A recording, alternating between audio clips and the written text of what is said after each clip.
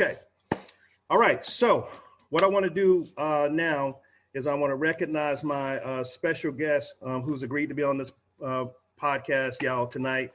She's born and raised in Las Vegas, Nevada. You know, anything that happens in Vegas stays in Vegas, right? She was one of the first Black golfers to compete at Indiana State University. She's the founder of Tee It Up. She's an LPGA professional teacher. I want her to kind of take some time and kind of tell you her story and just tell you a little bit about herself. And so I want to recognize none other. Y'all give it up for Mackenzie Mack. How you doing, Mackenzie? Give it up for Mackenzie, y'all. All right, so Mack, welcome to the podcast. How you doing? I'm great. Thank you for having me. Oh man, you're more than welcome. We just appreciate you being on. This is a blessing for us. We've been doing these Black Junior Golf podcasts for about 7-8 months now, and you're probably one of our biggest guests to date. So thank you for being on.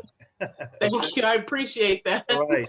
Well, thank you. So tell us a little bit about yourself before we get started, Mackenzie. Absolutely. So like you said, I'm from Las Vegas, Nevada. Born and raised. I've been playing golf since I was 7 years old, and nobody in my family played golf. My mom put me and my sister in every sport, right? So I've played everything at least once. And so we were in gymnastics class, and the local head pro's wife was sitting next to her in the waiting room and recommended that she put us in golf. So I guess I wasn't doing a very good job of my tumbling. That I needed to pick something else up. But she also told my mom that it was good scholarship money in it for her daughters. And my mom's a single parent, so that was number one for her, trying to find a way to get us to college. So we started playing as a family, me, my sister, and my mom. And we started getting into junior golf. So I started playing competitively when I was 9.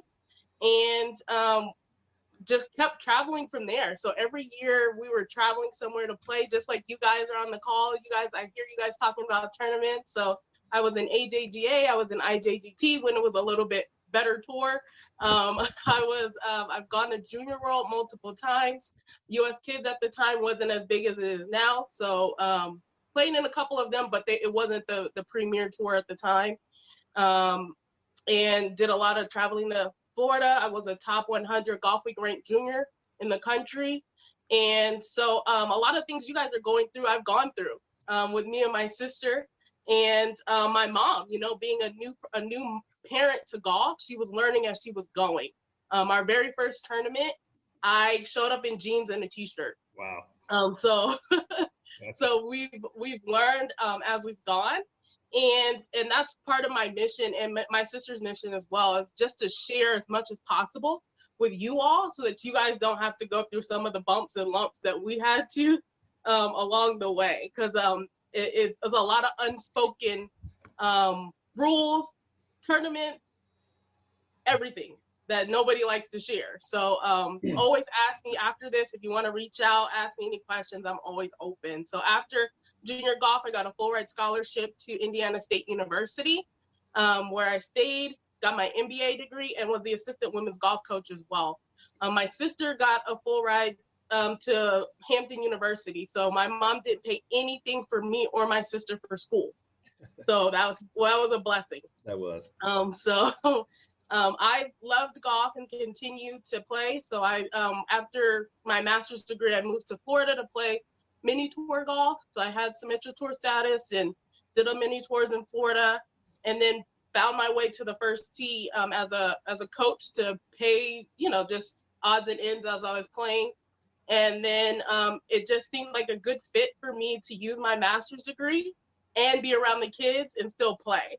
So when the program directorship opened up at the first tee of Tampa, I jumped all over it, and it was the best decision I could have made. I got to use my business side to grow the organization, but also still have my foot on the course as well. And so I got my LPGA certification while I was doing that, and my PGA certification. So I'm the 4th African-American woman to hold both sort of certifications. And it's been great so far. So just trying to refine my craft as I go along, and top Golf Digest top instructor ranked, and just trying to be the best I can. While I was there, I moved to Memphis to run that program. And now I'm at Callaway. So I never thought I'd be away from teaching like I am now. But and that's the beauty of this game. You never know who you meet, and you never know where it can take you. So I got to meet the CEO of Callaway, and they had something, and now I'm here. And so it's been good so far. I'm in California, closer to home again. So it's been great. So I'm happy to be on the call and answer any questions and be a resource. Beautiful, beautiful. But listen, again, we're excited. We're going to save a couple of minutes just for some Q&A, because I know we've got some juniors and we've got some parents that's got some questions for you.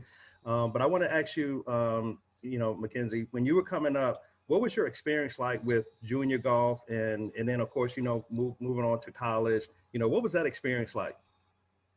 Stressful. It is very stressful. So I know exactly what you guys are going through. Your junior year is like the most stressful time, because that's when they're recruiting. That junior summer is your biggest summer.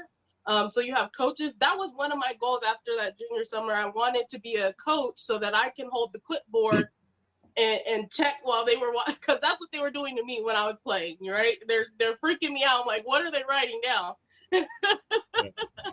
So I'm like, I'm going to do that to some other junior. So it's stressful, but it's a journey. I think it was the best times of my life, really, because I got to travel with my mom and my sister. I got to meet a lot of different people. I've got to play Pebble Beach, Torrey Pines, everywhere. I've got to play everywhere through junior golf. And so that's been a blessing. So just enjoy the journey.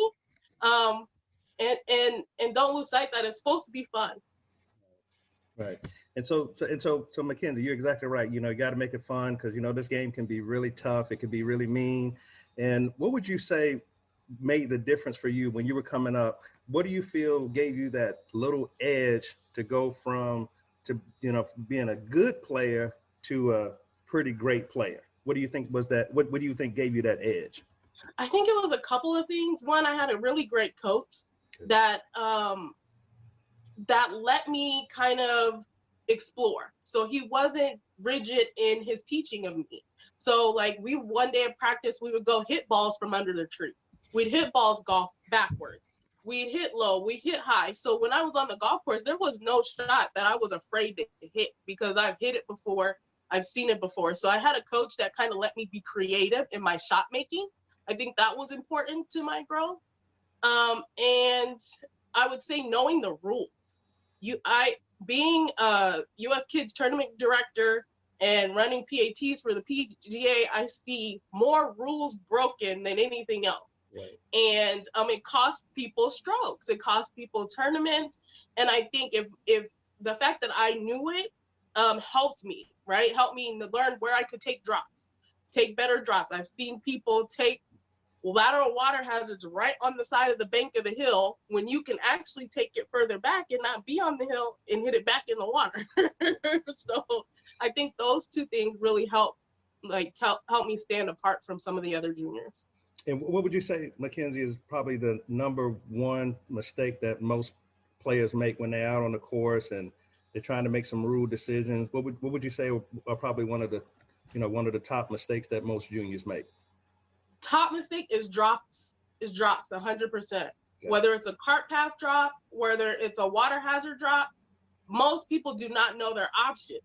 And so they end up dropping in an area that's really poor when they didn't have to. Right. It just makes that next shot even tougher, right? It does. Yeah. And it hurts my heart. When you see them drop in the wrong place. Yes. Right. So Mackenzie, let's talk about, we know golf is some physical, but there's also some mental aspects of the game. What would you say, what would you recommend for juniors to work on the mental aspect of the game? Because, when you're on the course, you're playing bad, a lot of things go through your head. What would you say junior golfers can do to work on the mental? I think with junior golfers, I see on the mental side is the parents' mental side that needs to work. I think they stress their child out more than anything else. And I think if we could better coach the parents on how they could be better coaches to their child, I think that would help their child's mental. Because a lot of junior golfers are concerned with how their parents think. They want to make their parents proud, and those kinds of things. And so that's a parent pressure. It's not normally the juniors. The juniors just enjoy playing. So I think for child's mental, I think it's the parents. We got to do a better job being a little bit relaxed. Hey, Mackenzie, I think you're stepping on some toes tonight. And I understand, trust me, if you had my mom on here, she'd probably say something different, because you guys are paying, right? So to you, it's a little bit more strenuous, right? Because you're seeing the dollars and it's an investment for you. So you're making sure your investment is on point. But we're trying to make you guys happy. So if you guys are a little bit chiller, I think it'll help all the juniors be a little bit more relaxed. All right, we'll work on that. Okay, we promise. Okay. So let's talk about practice routine. You know, when you're preparing for a tournament, you know, what's your practice routine like leading up to the week of the tournament? Absolutely. So for me, I've always been a play practicer, right? I like to be on the course. Okay. I've never been a big hitting balls type person. And through my training, they actually say that if you're not working on a swing change, you shouldn't be beating balls, right? Because it doesn't translate, right? The beating balls does not translate to the golf course. So if you're comfortable with your actual swing technique, you need to be on the golf course practicing and playing and making shots, because that's how you get used to the atmosphere of competitive play. When I get ready for a tournament, I set up shots on the golf course that I know I'm going to have at that particular facility, right? Okay. So if I know I'm going to Pinehurst, say, they have a lot of undulation.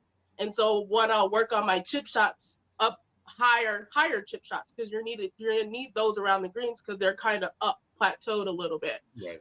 If I know I'm going to play a faster putting surface, I'm going to make sure the week before I'm on some faster putting surfaces so I can get used to that going in. So I try to set up situations that I know I'm going to have at a particular golf course and kind of go from there. But the week before, I'm never like heavy swing technique unless it's just horrible. But I try not to be focused on that, just situations and getting used to conditions.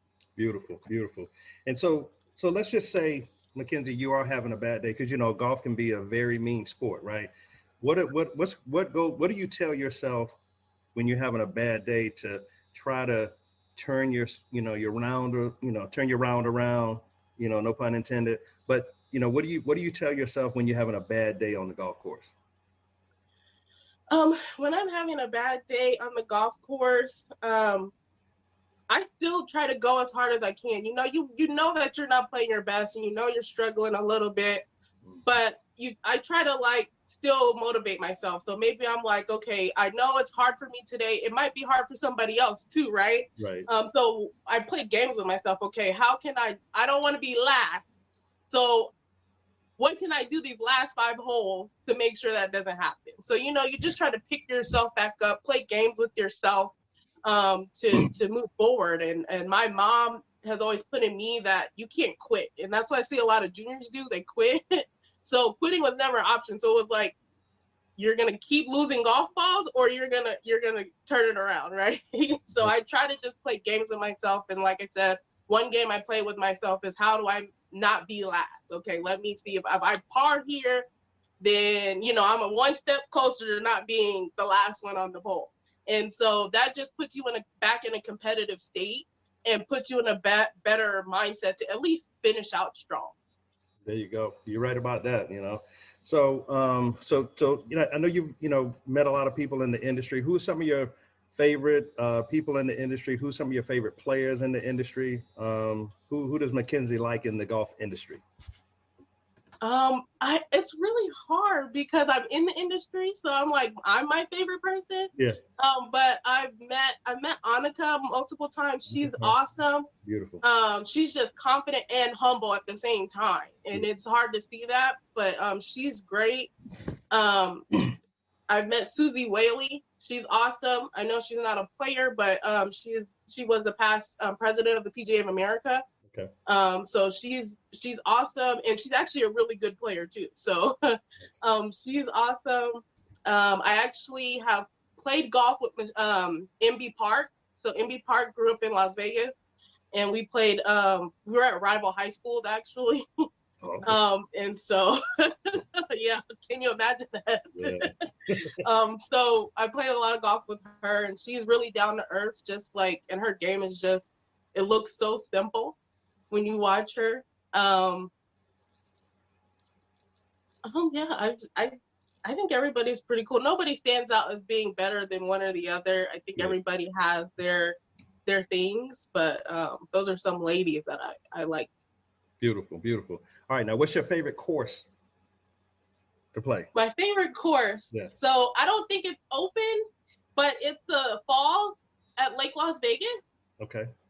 It is a course. It is actually in the mountains of the outskirts of Las Vegas. So you're like hitting through the mountains. There's one hole you have to hit through. It's like a blind. When I was there one time, there was a bighorn sheep like on the tee, and so it was like more of an experience like than anything. So I really enjoyed playing there, but I've been blessed to play at a lot of great places. Good, good, good. And how many hole-in-ones have you had, Matt? I've only had one. Just one? What course? You remember? Yes, it's in Las Vegas. It's actually a local course, par 3 course that I am actually like the 5-time champion. So as a junior golfer, like that was my thing. Just because it was close to my mom's job, so she would drop me off there, and I just keep going around and around and around. So yeah, that was the course. That was the course. Good, good, good. So what's the one thing that you want everybody to know that they may not know about Mackenzie Mack? Oh no. A good question, huh? That is a good question. I don't know what people know. I want them to know that one, I'm actually a very shy person, and interviewing and all of those things are learned skills. And for the juniors, I encourage you guys to work on that, because that's what sets you apart. That's what gets you chosen for those TV specials and to be featured and those things. And so to the parents, make sure you prep them for that. My mom definitely worked with me for prepping. It's a learned skill for sure. It's not a natural skill for me. I definitely would rather be in the corner quiet. But I think for juniors, knowing that really sets you apart, because you always get them and they don't have anything to say. They don't know what to do, or they're really quiet. But to stand up and say, hey, my name is, and there's always going to be those same questions that they always ask. Like, why do you like golf? What's your favorite thing about golf? Who's your hero? Mm-hmm. Those kinds of things. So have those things ready, so that when they come hold that mic in front of your hand, you're just awesome, that they can't help but put you on air. Because that's really, the exposure is really going to take you to the next level. Yeah, so it sounds like practicing on your interview skills would be a good thing to do too, right? Absolutely. Yeah, we had one of our favorite juniors on. I don't know if you heard of Zevi Perez out of Augusta, Georgia. He's 10 years old, and he's won like 300 golf tournaments, and he's like one of the best interviewers that you will ever interview. He was just featured on the Steve Harvey show. So if you get a chance, check him out. Okay. Will do. All right. But anyway, so Mackenzie, you got time for a couple questions? Absolutely. All right. Listen, we got a great cast tonight. We got some people on, and I think they may have some questions for you. So guys, let's open up the lines for some questions for Mackenzie. We got some juniors on. We got some parents on. So if you want to ask Mackenzie any questions, just unmute your mic and I'll put you on as a spotlight, okay? I have a question. Hey, Kendall. Hi. Hey, can you take your camera off? I want to spotlight you. Oh, yes. Okay. There we go. Wait, hold on. Let me stand with my There we go. How are you? Good. How are you? I'm doing well. I wanted to ask, since I'm currently a senior in high school, I'm going to be playing golf at Howard in the fall. what would you say is your biggest advice transitioning from being a senior in high school to now a freshman in college, both academically and athletically with golf? Absolutely. And congratulations. I do follow you on social media, so I'm so proud of everything that you've accomplished up to now, and I'm excited about your college career. I would say time management is number one, because you're going to be busy, okay? You're going to be booked and busy really fast. And so just make sure you plan your studying time, and you plan, you're going to have your set times for practice and set times for study tables. Just make sure you have a plan for your work, and make sure you set that time for you, because it's going to get busy. It's going to get hectic. And once you guys start traveling, you guys are gone for 3-4 days in a row. So just time management. I always kept my planner with me, so I knew where I was going to be every single day, hour of every single day, just so I could know, okay, I have this, I have that. Okay, I have an hour. I can go have some fun right here, because that's important too. That's part of the college experience too, is having a good time too. So I would say time management. Have your planner and keep up with it. Right. Are you excited? You. Yes, I'm very excited. And hopefully everything will be open up by now or by then. Hopefully. Did you get your equipment already? No, not yet. Not yet. Okay. You'll love it. It'll be great. Congratulations Thank again, you. Kendall. Thank you. All right. All right. Next question for Mackenzie. Next question. Hi. Hi, who we got on? Can we spotlight you? Can you cut your video on? Okay, there we go. Is that Jasmine?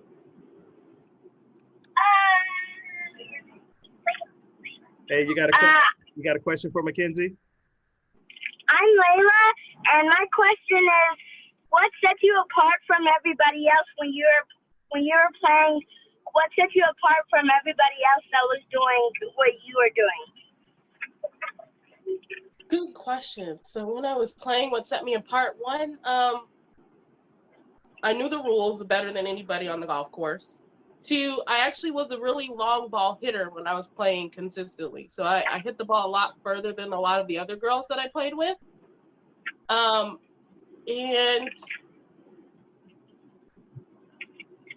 I really, really just wanted to kick everybody else's butt. That's right. So that was really drove me on the golf course. But those three things are kind of what set me apart is my length, and knowing the rules better than anybody else on the facility. Good. So you had to have that killer instinct. Yeah, and that killer instinct can be anything, right? It could be whatever motivates you, right? It could be not being bottom. It could be being a winner. It could be you just want to shoot the lowest you could shoot every single day. I think that killer motivation can be different for everybody, but there has to be something motivating you other than mom and dad. Good. All right. Any other questions for Mackenzie? All right. The lines are open. All right. We got Corey Guyton. Yep, it's Corey Gathers. Thank you for allowing me on the podcast. First and foremost, Mackenzie, you have such an impressive resume. I'm just reading your bio. It's amazing. Just kind of I'm taken back, and I'm really impressed because I really kind of I wish I kept my girls up so she can meet you. I just put my girls to sleep. So and before I ask my question, also congratulations to Kendall. I just recently started following her on social media. That's a very impressive thing to do. Be granted a scholarship to go and play golf at Howard. I'm very impressed with that. So congrats to you, Kendall. Thank you, Corey Guyton. I just connected with him maybe 2 days ago, who kind of linked me into this, network of junior Black golfers. So thank you. And thank you, Ro, for holding this event. So while I got my thank yous out the way. What I wanted to say, also, so Kailani is my daughter, Kailani Gathers. She is actually being taught by Alice Brown, and I see that you ran through the Tampa network here. So I'm so kind of upset that I missed you by a year, because I'm sure I would have linked up with you here. But you got to know Alice, so I'm hoping that you hoping that you know each other, and that we hope meet up with you at some point in time, or get to get closer with you. My daughter's only 7, so I guess I would say, I know it's taking it way back in your memory bank here, but what is the biggest thing I should concentrate on with her, I other than just having fun? I get it, she's 7, she's got to live, but daddy wants, like I said, daddy's paying some dollars. Daddy wants to see her succeed and actually be competitive. So I really want her to develop that independent and strategic mindset about the game. So how do I instill that in her and have her have fun at the same time? Right, absolutely. Growing up for me at 7, it was, yes, we were having fun, but my mom's a very competitive person, so you need to get it together, right? Right. But it was always a family game, so like we would play together. My mom would go play. She don't really play, but she would with us, just so it would be a family gathering. So it was never for me like a hardcore thing until late, until high school or whatever, because it was just like, oh, we're going to play with mom. And early on, it was just that, this is another sport that I play in addition to everything else. Right. And so, and as you're doing that, she always had us in lessons, right? We were always in lessons. So we're always developing our skills and getting better as we were going along.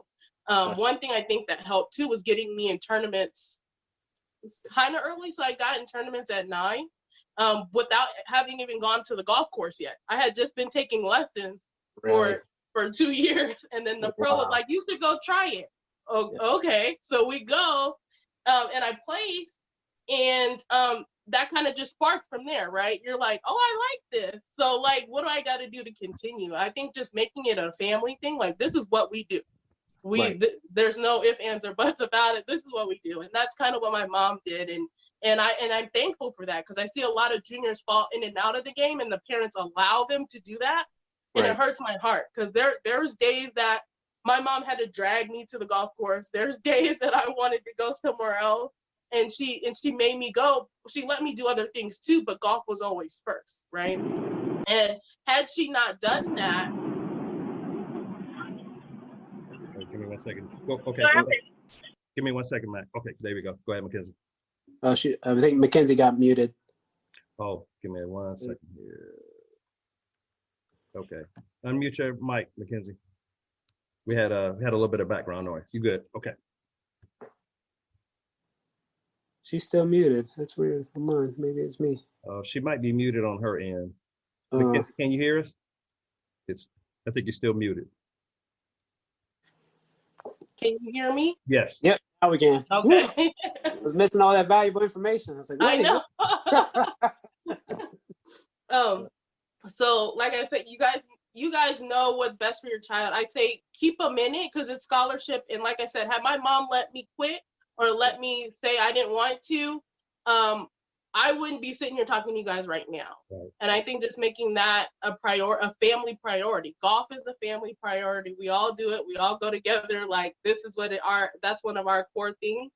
Then there's no question, there's no question there was never a question for me. I knew that I had to do golf first before I could do anything else. And I think if you set that precedent first, you won't have any issues, and they'll like beating you. Like we had games with beat my mom, you get this, like it was just a family activity at the end of the day, and let them make sure they stay in it. My sister is not directly in golf. She's a lawyer, but she's a lawyer without any college debt because of golf. So that's important too. So use the game to whatever road you want to go down. And I say keep her in lessons and keep developing those skills. I have one more question, if you don't mind, Mr. Tom. Yes, go ahead, Corey. Yep. So, so you obviously have some dealings with Alice Brown. She's absolutely fantastic. I only want her to have really one voice to listen to. I feel like a lot of, like when you're adults playing the game, a lot of voices getting in your head can really mess up your game. And you really should only stick to really one coach. And I just got bit by the bug last year, so I'm all in it. We're all in the family, all in it. So at that age, would you recommend multiple coaches? I mean, can that hurt? Can that help? Keep it simple, stick with Alice and just let it ride. As you know, Alice only does LPGA. She would like for her to do US kids golf. However, she just wants her to be absolutely ready. But I've had several people tell me, get Kai into US kids. She's ready. She's good. Dive in. You're fine. So I guess kind of wanted to pick your brain on, do I seek out other coaches while we do US kids golf, or should I just, stick with Alice and keep riding it out and get her involved in that tournament play as soon as possible? Sure. I don't believe in having a whole bunch of coaches, but I do think making sure the child's relationship with that coach is a good one, because if not, the learning is not going to happen if that communication, if you don't trust that person, right? If you don't have that good relationship with that coach, it doesn't matter who they are. It's not going to matter, because they're not going to listen. They're not going to trust. So just make sure that you truly believe in your coach, and then just ride with it. I've only had 3 coaches in my whole life. Wow. So I had the one that I started with, and he got me to a certain point.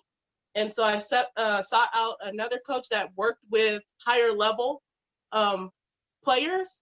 Okay. I stayed with him all the way through college.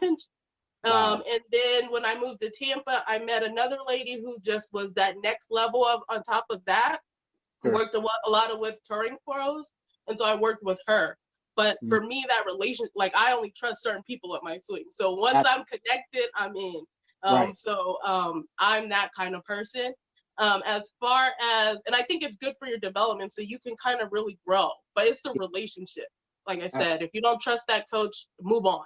Move to somebody else. Absolutely. As far as playing, because I'm a US Kids tournament director, I've been one. I say jump in, especially at 7. You get to be her caddy, and so you get to go with her, and it's less intimidating.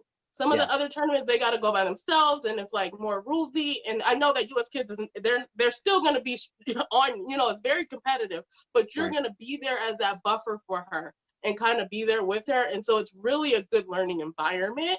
And also they do places all the way up to 5. So 9 times out of 10, she's going to get a medal. So that's always good for the confidence. So I say jump in. Jump in. Awesome. Thank you so much. Hey, Corey, just be ready to get fired every week. Yes, that happens. All right. Next question for Mackenzie, y'all. Hey, Mackenzie, I have a question for you. Hey, I got a question for you. No, I'm just kidding. No, you're on the spotlight, but no, I'm so glad to see you. And I was excited to have you know that you're coming to be a guest today. So I know as a pro, there was a transition period from playing to working and having a career in golf. And mine started, I knew I was not going to be playing professionally at the college level. Like high school, I thought I was all that. Got to college and I was like, I am not. And furthermore, I knew that I just didn't have the perseverance to play at the level I need to play at a professional level. So I said, I love golf enough to stay in it, but it's not going to be at a tour level. For you, when did that happen? And what kind of went through your process of changing over to what you're doing now? Sure, that's a good question. So after college, I went to play in Tampa, mini tour golf. I played 3 seasons, I think.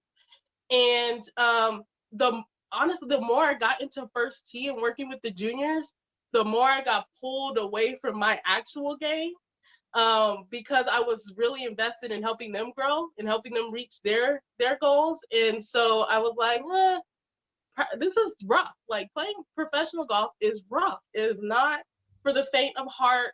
It's not for the poor. It's not for any of that. So I learned really quickly that I didn't want to be poor anymore. And this was rough. And I really enjoyed the juniors. So they kind of pulled me away and gave me a reason to kind of like, oh, okay. But then when I got my LPGA and realized that I could still play, So being that LPGA member, you know, the national championship, and you can still qualify for a major, I'm like, oh, that's me. This is me. Like I can, I can still have money in my pocket, be an adult, and still play competitively. So I think a lot of people don't know that just being a teacher or a golf professional, LPGA or PGA, there's a ton of playing opportunities, and they play for money. So that was a draw for me, and it was just like, okay, I could do both and be both. And so that's kind of what pulled me away from the playing side 100%. That's good. That's good. And Jamie, congratulations. Yeah. Give it up for Jamie. Yeah, I'm feeling the shoes of Mackenzie Mack and Ashante Epps in the secretary role. So I got some huge shoes to fill. You'll be great. Yeah, you'll be fine. You'll be fine. All right. We'll take one last question for Mackenzie, guys, and we're gonna wrap up the podcast. Any last questions for Mackenzie? Okay. All right. So Mackenzie. Can I say one more thing? Yes, you can. Hey. Go right ahead. Okay. Somebody has a question? I think somebody has a question. Go right ahead. Yeah, hey, this is Fletcher Valentine. How you doing? Oh, Hey, I wanted to get your good. I want to get your perspective on how you and your family went about choosing a coach or a college to go to. Did you guys think of it more in like close to home, or was it had to be a fit between you and the coach? Can you speak to how you guys made y'all's decision on choosing? I know how we did, but I want to hear how you did. Absolutely. So number one was money. Who's offering the most money was important. But for me, it didn't matter if I was close to home or not. So that didn't play a factor in it for me. But the coach was 100% number one for me. I heard from other junior golfers at the time and college golfers of horror stories of kids getting into the school and the coach you guys just don't mesh well, which is hard because they're basically your boss for 4 years. So you want to kind of be able to mesh with that person. And for me, I knew that I wanted to play professionally when I got out. So I wanted to be around a coach that could elevate my game so that after those 4 years, I was better than what I was when I came in. And not every coach does that. You have manager coaches, you have ones that are playing or helping, you have all different kinds. And so I was looking for someone who's going to take me to the next level. And I was also looking for a team that was semi-small. If you look around at teams, you'll have 12 people on a team and you have to qualify every single week to travel. That played into my decision too. I didn't want to fight before I had to fight. That played in my decision as well. So the coach was number one. Who can make me better than I was when I came in, and where could I play the most? Good. That's good. That's good, Mackenzie, to consider those things. Great. All right. Does that answer your question?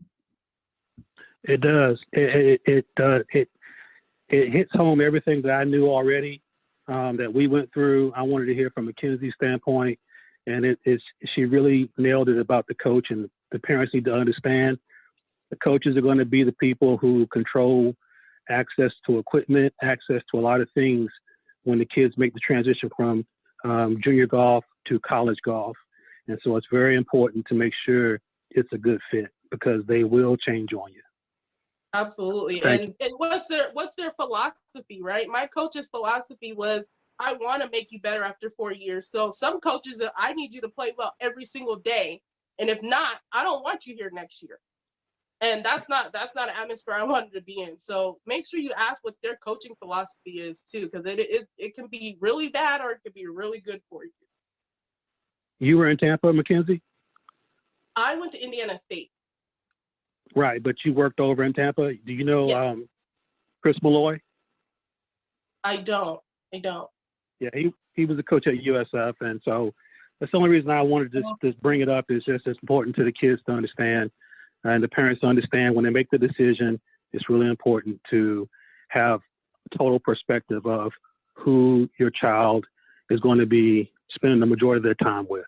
So thank you. Yep. Hey, thanks for asking that question too. Appreciate it. Okay, so Mackenzie, thank you so much for blessing us with your presence tonight. Man, you really shared a lot of knowledge, and I think you really helped a lot of juniors tonight. I think you helped a lot of parents tonight. And we just thank you for blessing us and coming on the podcast tonight. Appreciate you. No, I'm glad you reached out and asked me to come on, and I'm so glad this exists, because I didn't have that growing up. I didn't have a network. The only group that I knew of that played golf, juniors that played, was the Bill Dickey, which is no longer around, but that was my group of people. And so this is great, so you guys can connect, and you guys are going through the same things and kind of help each other through the journey. So I think that's awesome. Listen to each other, and as you're out there on these tours, make sure you act like you belong. I hate seeing us go out there and act timid, and that's when they pick up that really easily. You make sure you know everything you need to know and act like you belong, and I think you'll be treated that way, and it'll make it a lot easier for you and your junior, so you can just play golf, because sometimes it's more than that. It can be a lot more than that going on. So just make sure that and know that you guys belong out there just as much as anybody else. That's right. Well, again, thank you so much, Mackenzie. We are looking forward to a lot of the juniors picking up some Callaway gear. Hint, hint. I'll see what I can do. I'll see what I can do. All right. Again, sure. Thank you so much, Mackenzie. Y'all have a good night, okay? We out.